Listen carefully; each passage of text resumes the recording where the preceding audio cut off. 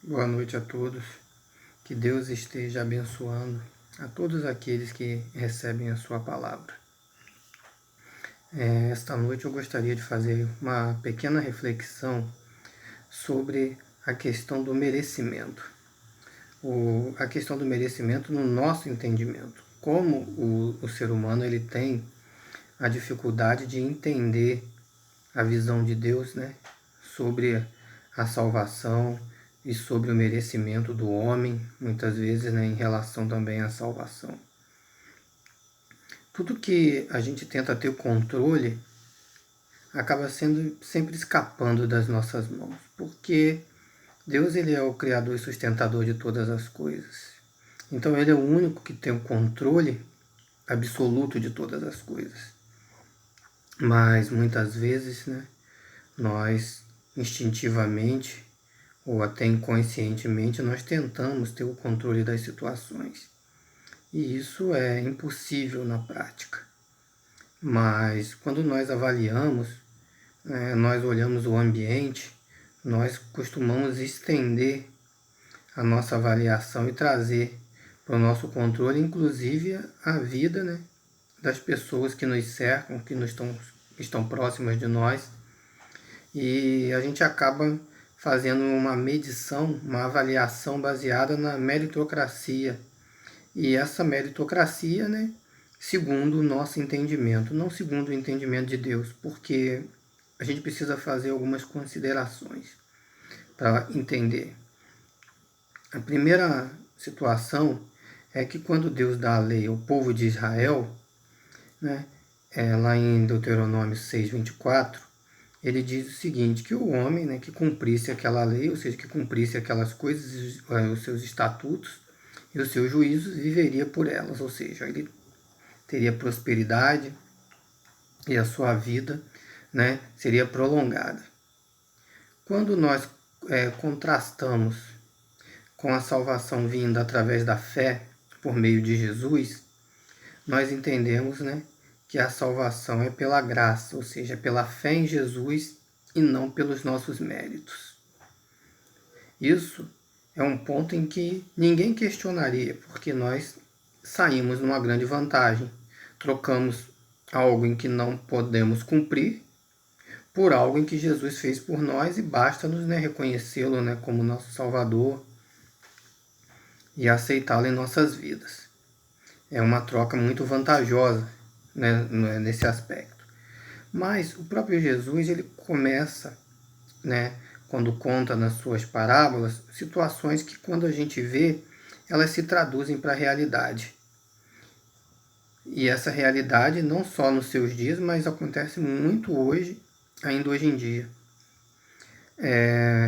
O texto que reflete essa situação é um texto que está escrito no livro de Mateus, no capítulo 20, que é muitas vezes em algumas bíblias chamado de os trabalhadores da última hora.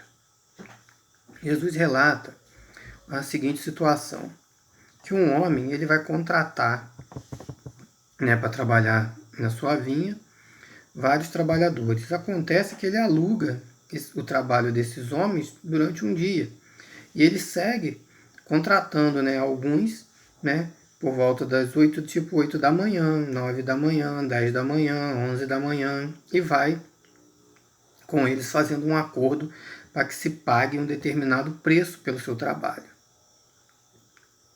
Acontece que, quando o dia termina, ou já está perto de terminar, ele continua contratando mais alguns homens.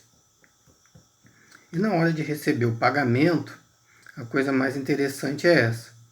Ele começa a pagar, né, no fim do dia, o pagamento de todos aqueles que fizeram seus trabalhos. E aqueles que foram contratados primeiros, eles vão observar que os últimos recebem a mesma coisa. Então eles vão questionar e vão dizer, nós trabalhamos o dia todo, trabalhamos o dia inteiro, como pode agora o Senhor estar pagando a esses trabalhadores que acabaram de chegar a mesma quantia que foi acordado conosco? Então, o Senhor, né, o dono da vinha, ele vai dizer aos homens, mas eu não te paguei o que foi acordado entre nós?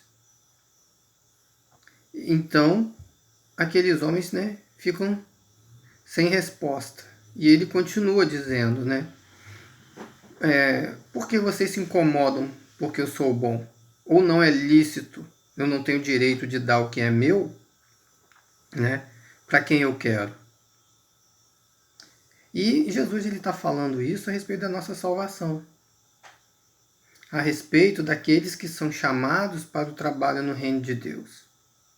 E que muitas vezes são contados como querendo ter na meritocracia um reconhecimento de Deus, aonde Deus ele chama a salvação, né, a vida eterna, de favor imerecido, porque não conseguiríamos alcançar. Mas a facilidade com que nós estendemos o nosso julgamento e tentamos também estar controlando a vida dos outros é um risco que a gente acaba cometendo com muita facilidade.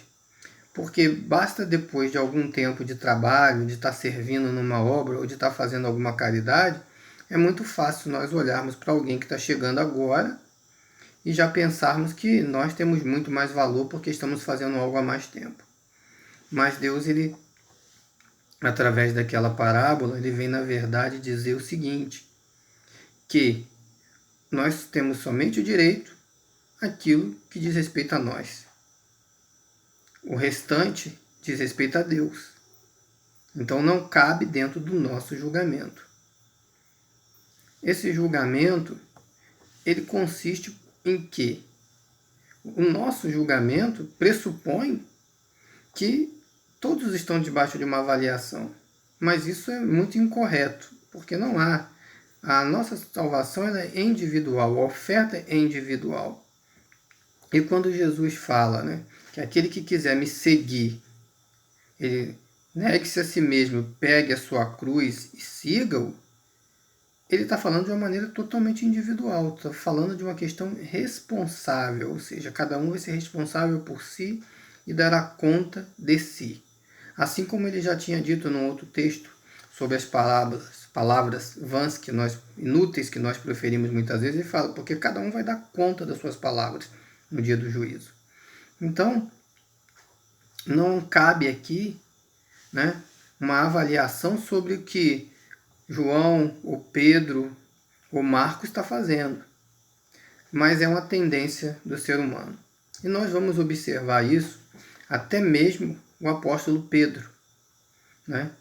Ele passa por uma situação que é descrita no livro de João, no capítulo 21, quando Jesus ele ressuscita e ele está falando com os discípulos e no momento ele toma Pedro à parte e começa a falar com Pedro sobre o futuro, né?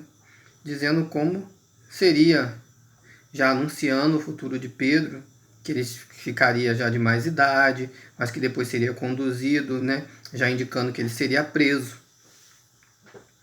E aí o que acontece? Passa perto dele nesse momento João. E Pedro, né, não perdeu a oportunidade, visto que Jesus está me dizendo o que vai acontecer comigo. Então Pedro pergunta, e desse aí, né, que passou? O que vai ser? Aí Jesus fala o seguinte, e se eu quiser que ele fique, o que te importa? E Pedro, né, ficou também sem resposta, da resposta que ele queria. Porque Jesus falou, segue-me tu. Ou, nas entrelinhas, deixa a vida dos outros, que cuido eu. Eu sei qual vai ser o destino dele, mas a você não cabe saber. Então, Jesus falou, se eu quiser que ele fique. E a Bíblia, ali na sequência do texto, né, no 21, no capítulo 21, a partir do 21, né, ele vai estar descrevendo que até chegou a se divulgar entre os discípulos. Olhem só o que aconteceu. Que João, né, ou seja, que aquele discípulo não haveria de morrer. Mas, na verdade, o texto ainda vai fazer essa correção, dizendo que Jesus não disse que ele não morreria, mas que se eu quiser que ele fique, o que te importa? Então, nós precisamos estar prestando muita atenção, né, nos limites, porque nós somos convidados a anunciar a cura, a libertação, a fé, mas quem faz todo o trabalho é Deus. Por isso que, lá em João, 16, a partir do 8, fala que é o Espírito Santo quem convence o homem do pecado, do juízo e da justiça. Ou seja, esse é o trabalho que Deus faz. Nós somente anunciamos, testemunhamos, testificamos aquilo que nós vemos, pessoas sendo transformadas, pessoas sendo curadas. Agora, nós não somos convidados por Deus a estar julgando nem controlando a vida das pessoas.